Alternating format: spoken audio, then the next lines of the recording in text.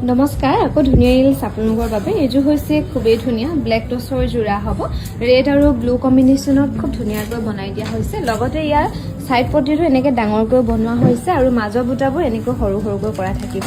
এখন থাকিব মেখেলাখন লগতে ব্লাউজ পিচটো খুব ধুনীয়াকৈ কৰি দিয়া হৈছে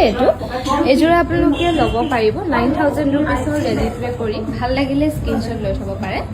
এইযোৰ হৈছে খুবেই ধুনীয়া পিয়ৰ টছৰ যোৰা হ'ব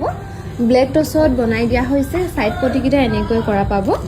লগতে এখন থাকিব মেখেলাখন আৰু ব্লাউজ পিচটো এনেকৈ কৰা পাব এইযোৰ আপোনালোকে ল'ব পাৰিব 10180 ৰুপিছত ল'ব পাৰিব ভাল লাগিলে স্ক্ৰীনশ্বট লৈ থ'ব পাৰে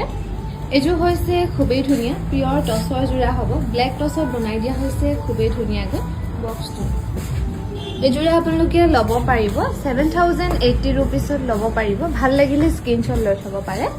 আৰু এইযোৰ হৈছে খুবেই ধুনীয়া ব্লেক টছৰ যোৰা হ'ব কফি য়েলো আৰু বেবি পিংকত ফুলবোৰ কৰি ধুনীয়াকৈ বনাই দিয়া হৈছে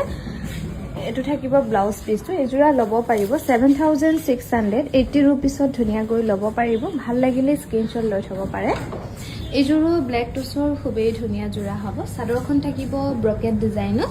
আৰু মেখেলাখন এনেকৈ বুটা কৰা থাকিব 7680 ৰুপিছত ধুনীয়াকৈ ল'ব পাৰিব পিয়ৰ টছৰ যোৰা ভাল লাগিলে স্ক্ৰীনশ্বট লৈ থ'ব পাৰে